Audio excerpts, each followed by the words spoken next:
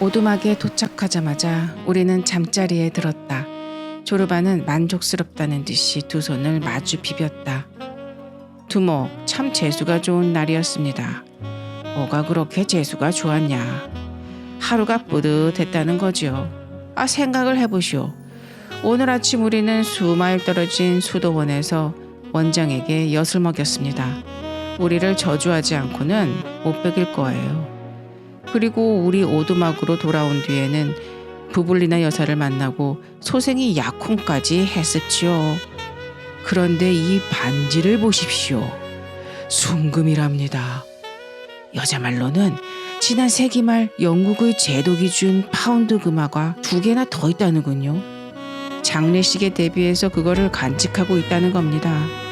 그런데 지금 그걸 세공업자에게 가져가서 반지로 만들어 달라고 부탁했다는 겁니다. 인간이란 참 알다가도 모를 일이지요. 그만 자요, 조르바. 내가 그를 타일렀다. 조용히 하고 잡시다. 하루 일과가 벅찼어요.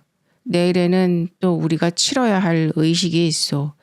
고각 케이블을 맬 첫 파일론을 세워야지요. 스테파노스 신부에게 청을 넣어서 오시라고 했습니다. 잘했어요, 두목. 나쁜 생각은 아닙니다. 그 늙은 염소 수염의 신부도 오게 하고 마을 유지들도 깡그리 불러야 합니다. 초를 한 가락씩 나눠주어서 켜게 합시다. 그래야 인상적으로 기억을 할 테니까요. 우리 사업을 위해서도 그게 좋을 겁니다. 내가 하는 일이랑 상관하지 마시오. 내겐 내 나름의 하느님과 악마가 있으니까.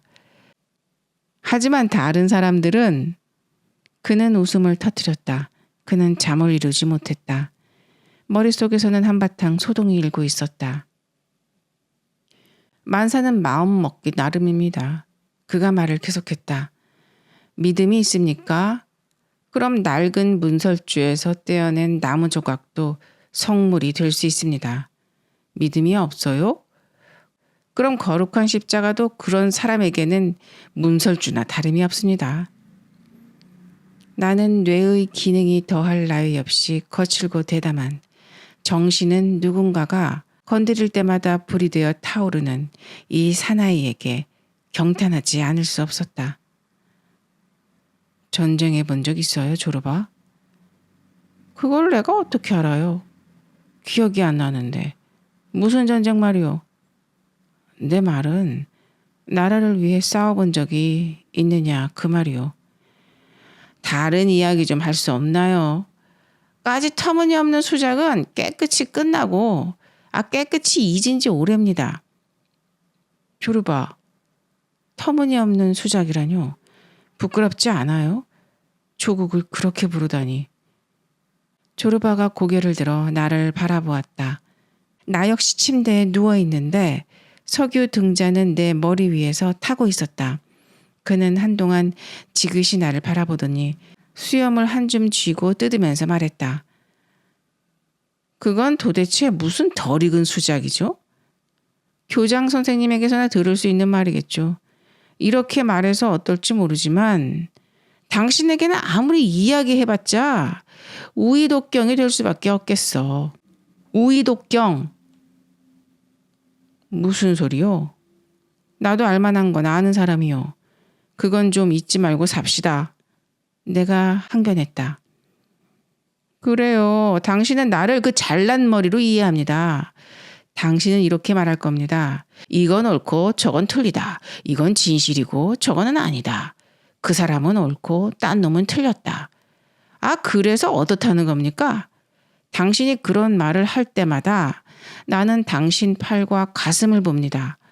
팔과 가슴이 무슨 짓을 하고 있는지 아십니까? 침묵한다 이겁니다. 한마디도 하지 않아요. 흡사 피 한 방울도 흘리지 않는 것 같다 이겁니다. 그래 무엇으로 이해한다는 건가요? 머리로? 웃기지 맙시다. 당신 대답이나 좀 들읍시다, 조르바. 어물쩍 내 질문을 피하지 말고. 나는 이렇게 그의 화를 돋구었다. 내 보기에는 당신은 조국 같은 건 대수롭지 않게 여기는 것 같은데 어때요? 그런가요?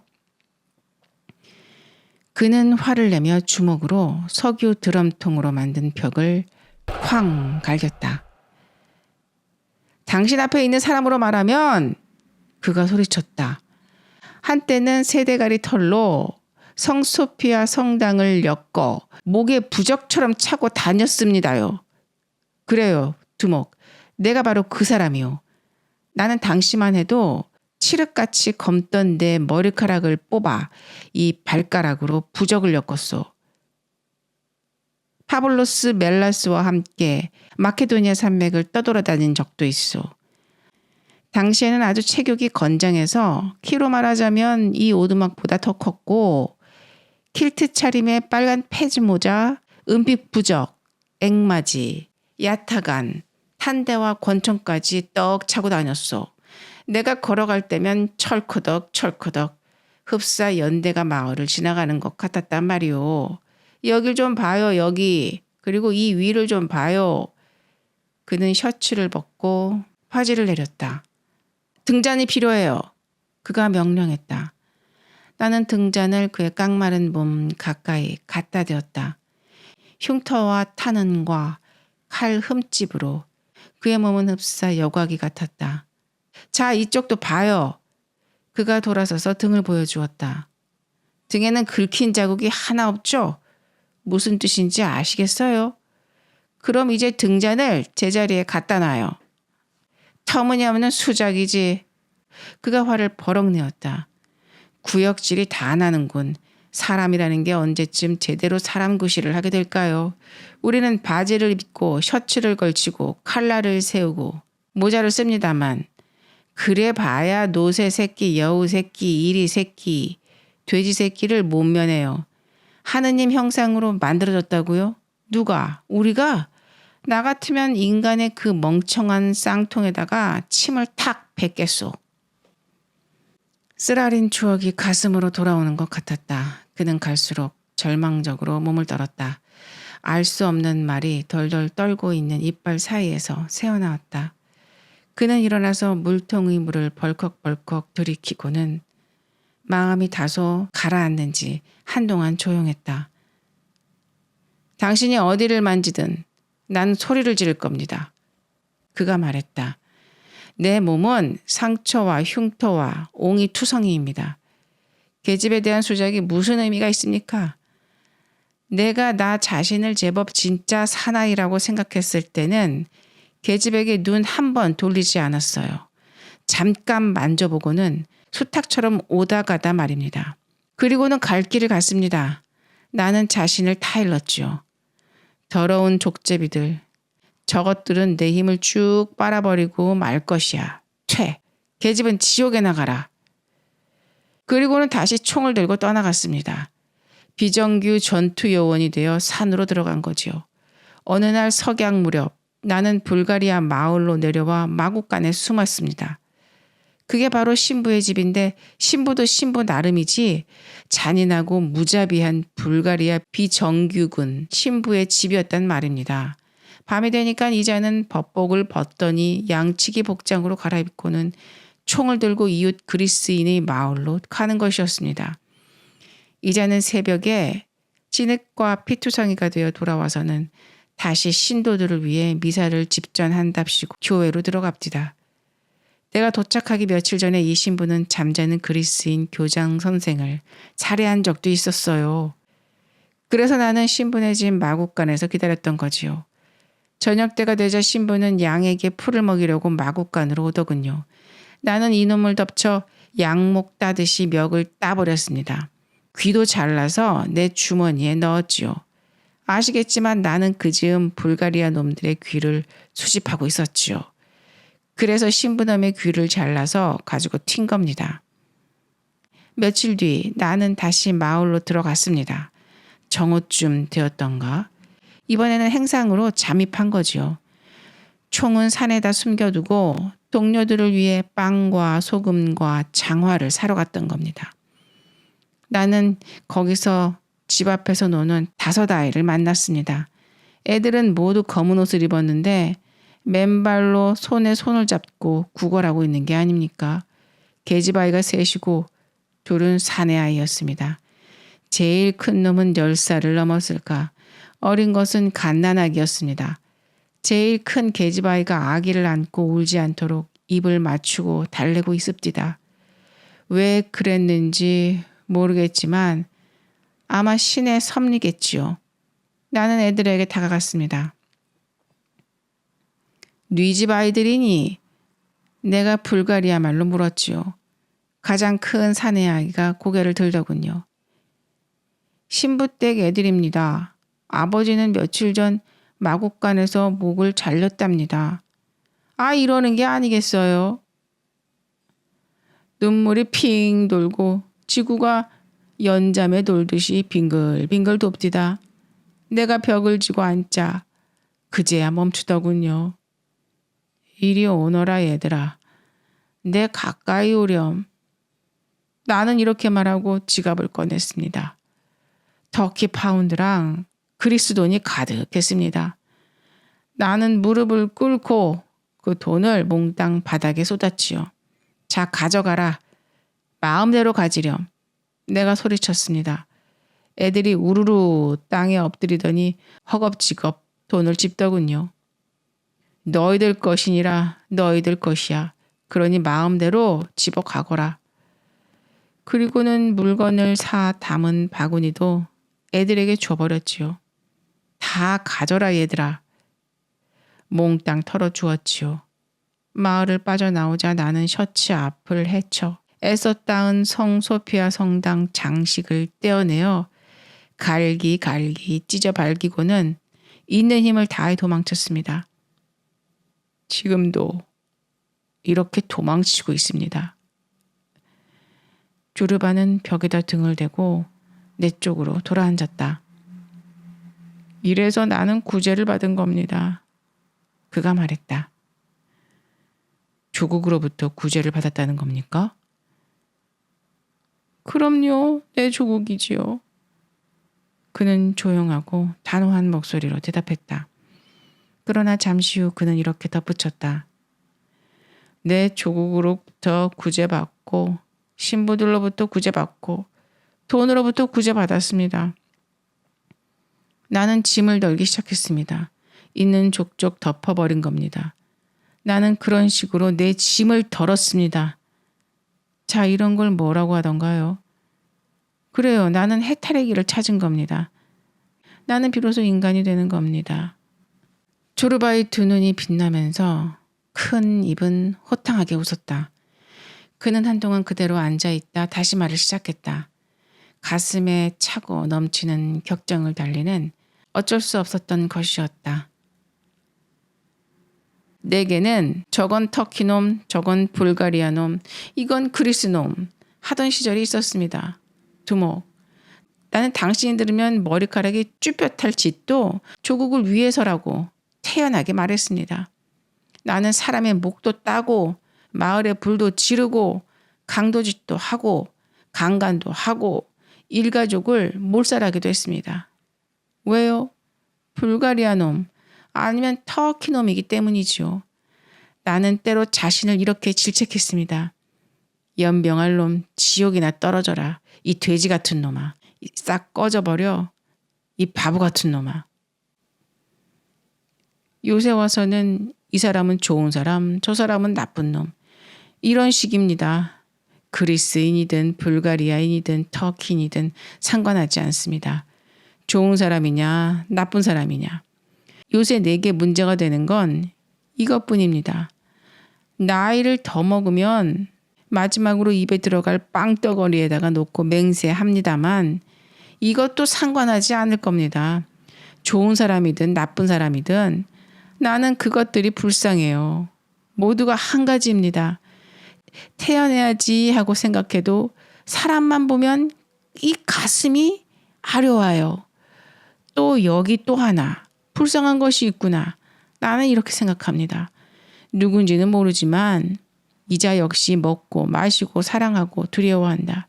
이자 속에도 하느님이 있고 악마가 있고 때가 되면 뻗어서 땅 밑에 널빤지처럼 꼿꼿하게 눕고 구더기밥이 된다. 불쌍한 것. 우리는 모두가 한 형제간입니다. 왜요? 모두가 구더기 밥이니까요. 그런데 여자라면 젠장 눈이 빠지게 울고 싶어집니다요. 두목님, 당신은 내가 여자를 너무 좋아한다고 놀리지요. 내가 어떻게 이것들을 안 좋아할 수 있겠어요. 어느 해 또 다른 불가리아인 마을로 들어간 적이 있었습니다. 그런데 마을의 늙은이 하나가 나를 알아보고 딴 놈들을 불렀습니다. 놈들은 내가 투숙한 집을 포위했습니다. 나는 발코니를 통해 지붕에서 지붕으로 뛰어다녔지요. 마침 달이 떠 있어서 나는 고양이처럼 발코니에서 발코니로 뛰어다녔습니다. 놈들은 내 그림자를 찾고는 지붕으로 뛰어 올라와 총질을 해댑디다. 자, 이러니 어쩌겠어요. 나는 마당으로 뛰어내렸는데 보니까 불가리아 여자 하나가 침대 위에서 자고 있더군요. 여자는 잠옷바람으로 일어나 나를 보고는 소리를 지르려고 했습니다. 나는 손을 내밀며 속삭였지요. 자비를 베푸시오. 제발 소리를 지르지 마시오. 그리고는 저통을 움켜쥐었지요. 여자는 창백해지더니 반쯤 까무라치는 겁니다. 안으로 들어오세요. 그래야 남의 눈에 띄지 않지요. 여자가 속삭였습니다. 나는 안으로 들어갔지요. 여자는 내 손을 잡아주었습니다. 묻더군요. 당신은 그리스인이지요? 그렇소. 그리스인이요. 나를 배신하지 마오. 나는 여자의 허리를 안았지요.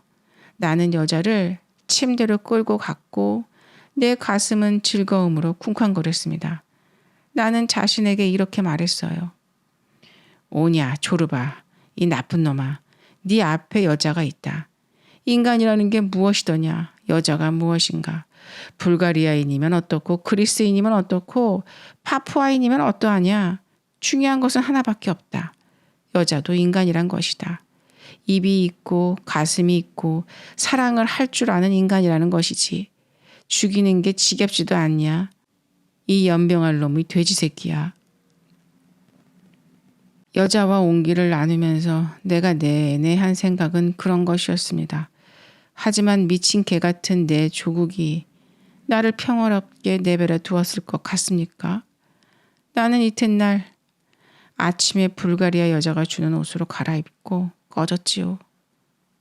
과부였던 겁니다. 여자는 죽은 서방 옷을 장롱에서 꺼내주면서 내 무릎을 붙잡고 돌아오라고 통사정을 합디다. 물론 돌아갔어요. 그 이튿날 밤에. 그 시절에는 나도 애국자였답니다. 물불을 가리지 않는 애국자였지요. 나는 파라핀 한 통을 들고 들어가 마을에다 불을 싸질렀습니다. 이 불쌍한 계집도 딴 것들과 함께 다 죽었을 겁니다. 이름이 루드밀라라고 했지요. 조르바는 한숨을 쉬었다. 그는 담배에 불을 붙여 두어 모금 빨고는 던져버렸다. 내 조국이라고 했소? 당신은 책에 쓰여져 있는 그 엉터리 수작을 다 믿고 있어? 당신이 믿어야 할 것은 바로 나 같은 사람이요. 조국 같은 게 있는 한 인간은 짐승, 그것도 앞뒤 헤아릴 줄 모르는 짐승 신세를 벗어나지 못합니다. 하느님이 보호하사 나는 그 모든 것을 졸업했습니다. 나는 끝났어요. 내게는 끝났다고요. 당신은 어떻게 되어 있어? 당신도 끝났어? 나는 대답하지 못했다. 나는 조르바라는 사내가 부러웠다. 그는 살과 피로 싸우고 죽이고 입을 맞추면서 내가 펜과 잉크로 배우려고 했던 것들을 고스란히 몸으로 살아온 것이었다.